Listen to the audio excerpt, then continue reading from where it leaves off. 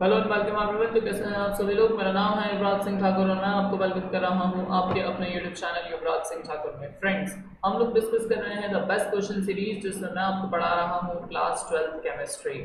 और इस class 12 chemistry के सेशन में अब हम लोग का नेक्स्ट जो टॉपिक आज हम लोग डिस्कस करने वाले हैं वो है इलेक्ट्रोकेमिस्ट्री।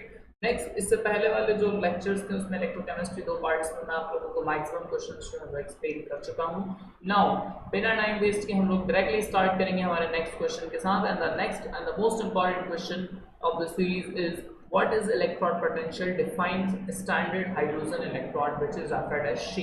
कि इलेक्ट्रॉड पोटेंशियल क्या होता है और स्टैंडर्ड हाइड्रोजन इलेक्ट्रॉड को यहाँ पर आपको क्या करना है, डिफाइन करना है। देखिए, जो शी है स्टैंडर्ड हाइड्रोजन इलेक्ट्रॉड, ये बहुत ही ज़्यादा इंपॉर्टेंट क्वेश्चन है। इस क्वेश्चन को आप लोगों ने बहुत बार अपने प्रीवियस ईयर्स के क्वेश्चन पेपर्स में भी जो है वो देखा है। तो इस क्वेश्चन के ऊपर अपना फोकस जो है बहुत ही ज़्यादा अच्छे से रखिएगा। चलिए स्टार्ट करते हैं।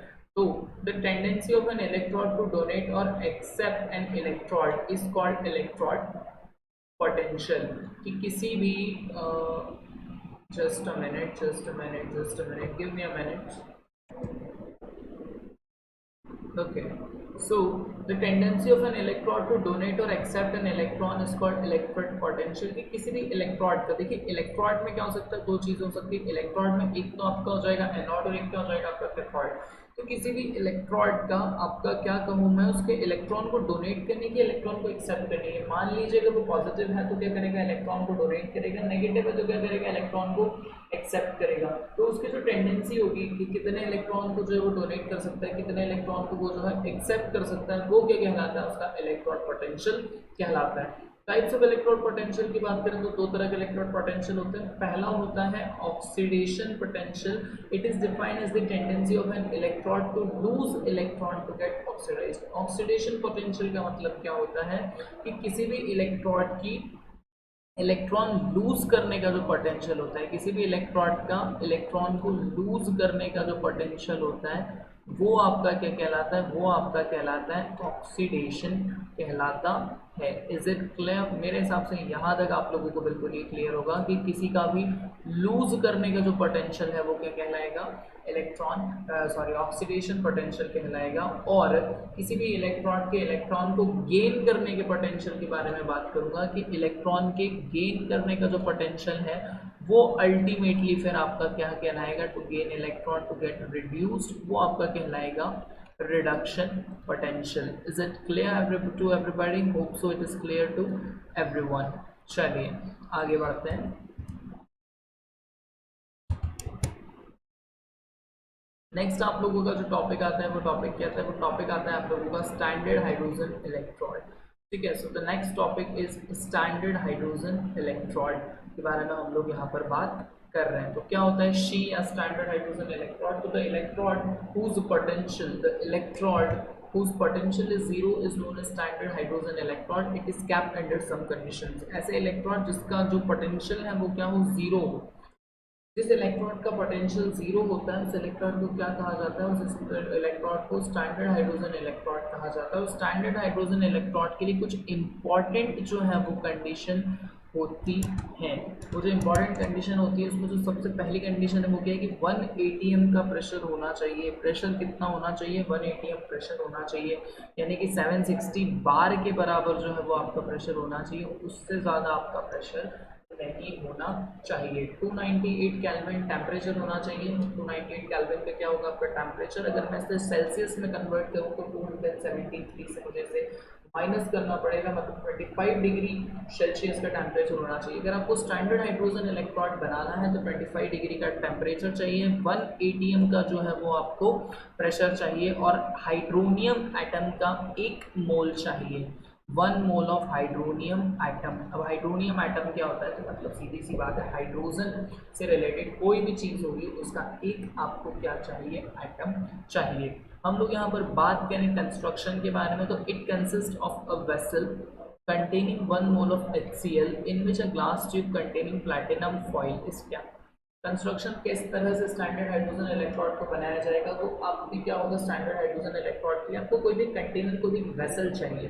ठीक है, हमने क्या माना कि हमारे पास एक कंटेनर है जिसमें 1 मोल HCl है। देखिए मैंने कहा था 1 मोल ऑफ हाइड्रोनियम एटम, मतलब कोई भी ऐसा आइटम चाहिए जिसमें क्या हो, हाइड्रोजन हो तो HCl में जो है वो आपका हाइड्रोजन प्रेजेंट है, H प्लस Cl माइनस में जो HCl टूटेगा और containing 1 mole of HCl in which a glass tube containing platinum foil is kept. आपका जो वेसल है इसके अंदर आप क्या रखेंगे, ग्लास ट्यूब रखेंगे, जिस ग्लास ट्यूब के अंदर क्या होगी, प्लैटिनम की फॉइल होगी। और जो प्लैटिनम का फॉइल है उसे किससे कोट करेंगे, प्लैटिनम पाउडर से कोट करेंगे। एट द अपर पार्ट में क्या होगा, there is an inlet, there is an inlet from which we can enter H2 gas at 1 atm pressure। के ऊपर क्या होगी, एक इनलेट होगी जिससे क्या किया जाएगा, H2 गैस को 1 atm प्रेशर के साथ हम इसके अंदर डालेंगे। तो उसके बाद में जो स्ट्रक्चर जो आप लोगों का बन के तैयार होगा, it is none other than the standard hydrogen electrode।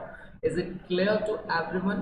Probably it is clear to everybody कि क्या होगा, आपके पास कोई भी एक वेसल है। इन शॉर्ट मैं आपको फटाफट बता देता हूँ, आपके पास क्या है, एक वेसल है, उस वेसल के अंदर 1 मोल आपने HCl का डाला है। HCl मतलब हाइड्रोक्लोरिक एसिड का कितना मोल आपने यूज किया, तो 1 मोल HCl आपने जो है उसमें यूज किया है। इस चीज़ को आप विशेष इस चीज़ का ध्यान रखिए कि आप लोगों ने जो है वो 1 मोल HCl वहाँ पर यूज़ किया है, ठीक है। और उसके बाद में क्या किया, 1 मोल HCl यूज़ करने के बाद में उसे एक उसके अंदर एक ग्लास ट्यूब रखी है, जिस ग्लास ट्यूब में क्या है, प्लैटिनम फॉइल है, प्लैटिनम वायर या फिर प्लैटिनम फॉइल वहाँ पर है। और जो प्लैटिनम फॉइल है वो प्लैटिनम पाउडर से क्या है, आपकी कोटेड है। अपर पार्ट में ऊपर की तरफ एक इनलेट आप लोगों को रखना है, जिसमें हाइड्रोजन का हम लोग गैस जो है वो एंटर करवाते हैं at 1 atm pressure. So this is what the construction of the standard hydrogen electrode is. अगर वर्किंग के बारे में बात करें, अगर स्टैंडर्ड हाइड्रोजन इलेक्ट्रोड या फिर शी आपका एनॉड की तरह काम कर रहा है, तो उसमें ऑक्सीडेशन होगा, मतलब H2 गैस H2 प्लस और 2 इलेक्ट्रॉन माइनस में टूट जाएगी। और अगर कैथोड की तरह काम कर रहा है तो उसके ऊपर रिडक्शन होगा, वापस से क्या बन जाएगा, हाइड्रोजन गैस जो है वो बन जाएगी। ज़्यादा कुछ टिपिकल इसमें नहीं है, बट ये बहुत ही ज़्यादा इंपॉर्टेंट है। तो शी आप लोगों को जो है वो ध्यान रखना है, और साथ ही आप लोगों को ध्यान रखना है किस चीज़ के बारे में आप लोगों को ध्यान रखना है,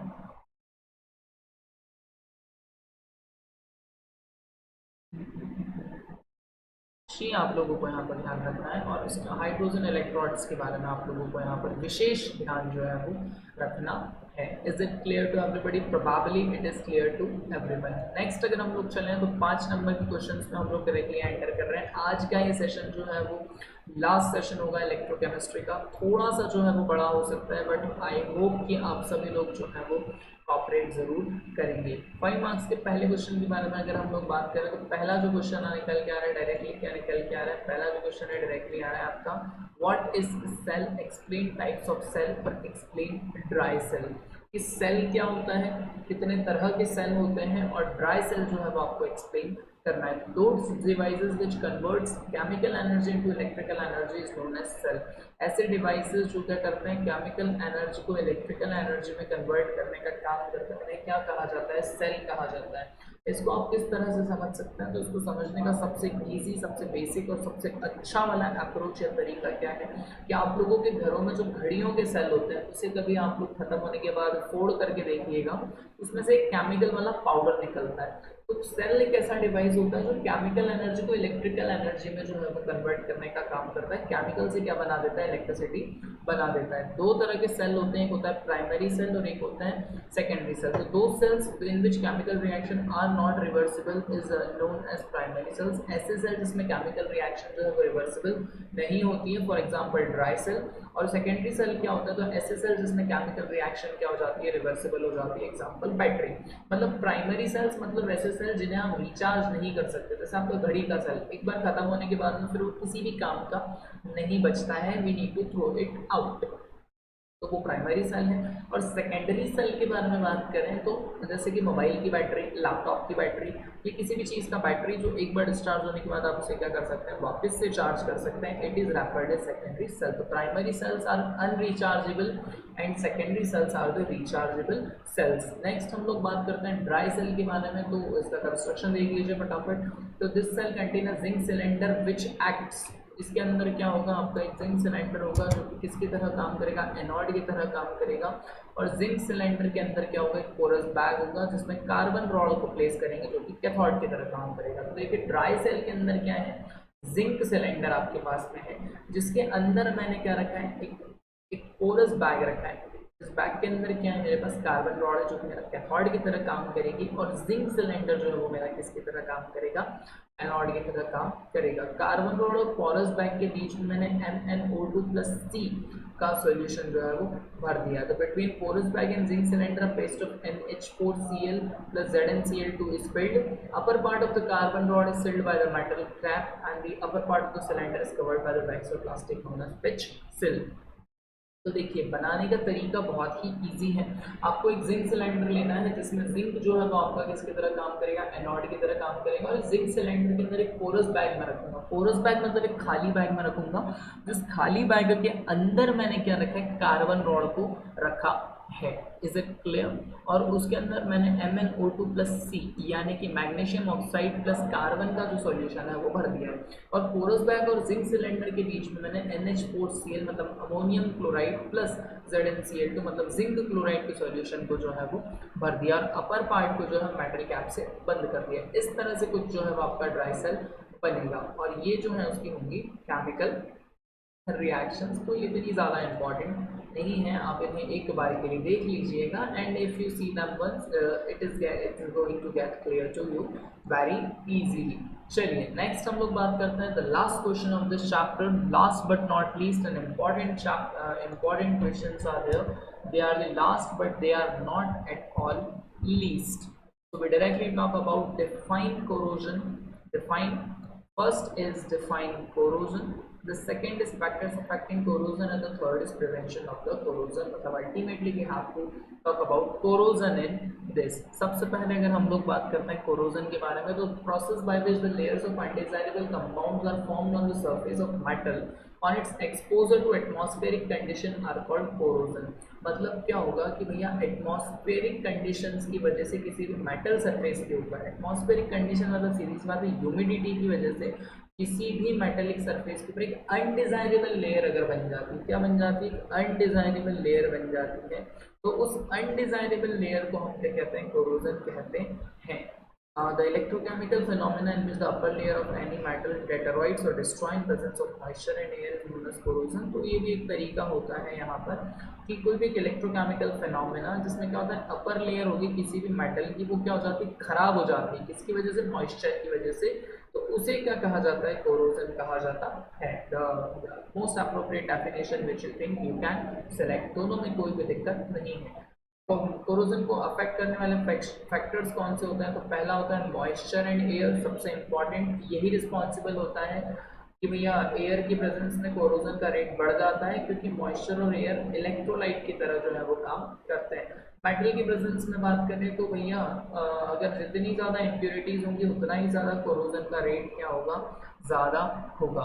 मेटल जितना ज़्यादा रिएक्टिव होगा उतनी ही आसानी से जो है वो कोरोड हो जाएगा, क्योंकि जितना ज़्यादा रिएक्टिव मेटल होता है वो उतनी आसानी से अपने आयंस में जो है वो टूट जाता है। स्ट्रेन्स इन मेटल्स के बारे में बात करें तो जिस मेटल में स्ट्रेन आसानी से आ जाता है उसमें क्या होता है आपका, बहुत ही आसानी से जो कोरोजन है वो हो जाता है, क्योंकि उसमें एटम एटम बॉन्ड जो होता है वो बहुत ही ज़्यादा कमज़ोर होता है।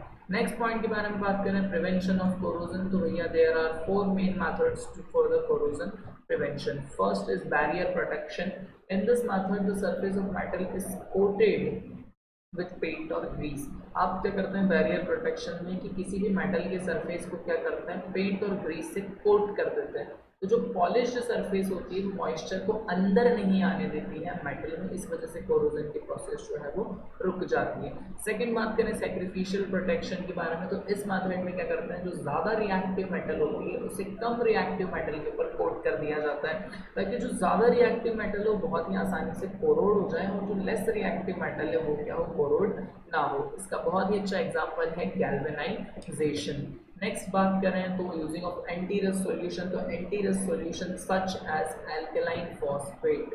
कोई भी एंटी रस्ट सॉल्यूशन आपके पास है, जैसे कि मैंने क्या मान लिया, अब मेरे पास हो गया एल्कलाइन फॉस्फेट या एल्कलाइन क्रोमेट, तो वो क्या करते हैं, आयरन आर्टिकल का प्रोटेक्शन करते हैं, है रस्टिंग फिल्म। इलेक्ट्रिकल पोटेंशियल के बारे में बात की जाए तो अंडरग्राउंड वाटर पाइप्स को बचाने के लिए इस प्रोसेस को यूज किया जाता है। मोर रिएक्टिव मेटल प्लेट को जो है वो अटैच कर दिया जाता है, जिस तरह से कि हमने क्या देखा, जिस तरह से हमने आपका गैल्वेनाइजेशन की प्रोसेस को जो है वो देखा। सो this is what the entire chapter is, this is what the electrochemistry chapter is. Hope so आप सभी लोगों को इलेक्ट्रोकेमिस्ट्री वाला जो चैप्टर है ये बहुत ही अच्छे से यहाँ पर समझ आया होगा, किसी को किसी तरह का कोई भी डाउट इसमें नहीं होगा। After this explanation if you have any type of doubt so you can directly comment me down and you can ask your doubt at any time. जब भी आप चाहें कमेंट कर सकते हैं, डाउट पूछ सकते हैं। इस चैप्टर का पीडीएफ जो है वो मैं ऑलरेडी अपलोड जो है कर चुका हूँ and the PDF of this chapter is uploaded on the Telegram channel of Yuvraj Singh Thakur, जिसका लिंक जो है मैं आप लोगों को डिस्क्रिप्शन बॉक्स में दे दूंगा। अगर आपने अभी तक मेरे टेलीग्राम चैनल को ज्वाइन नहीं किया तो वहाँ से आप ज्वाइन कर लीजिए, क्योंकि वहाँ से ही आपको जो है सारे इंपॉर्टेंट पीडीएफ्स एंड नोट्स मिलते रहेंगे। So in best question series class 12th chemistry में यहाँ पर थर्ड चैप्टर इलेक्ट्रोकेमिस्ट्री हमने खत्म कर लिया है। इससे पहले हम सॉल्यूशन और केमिकल काइनेटिक्स दो चैप्टर जो है वो पढ़ चुके हैं। सो chapter number 2, chapter number 3 and chapter number 4 तीनों ही चैप्टर्स जो है वो आपके क्लास 12th केमिस्ट्री के यहाँ पर कंप्लीट हो गए हैं। इन तीनों चैप्टर्स में से किसी भी चैप्टर में अगर आपको किसी भी तरह का कोई भी डाउट है तो you can comment me down, I am going to answer queries definitely. Till then हंसते रहिए, मुस्कुराते रहिए, खुश रहिए, पढ़ते रहिए और बने रहिए आपके अपने यूट्यूब चैनल युवराज सिंह ठाकुर के साथ। बहुत ही जल्द होगी आप सभी लोगों से मुलाकात एक नए चैप्टर के साथ। तब तक के लिए मुझे दीजिए इजाजत। जय हिंद।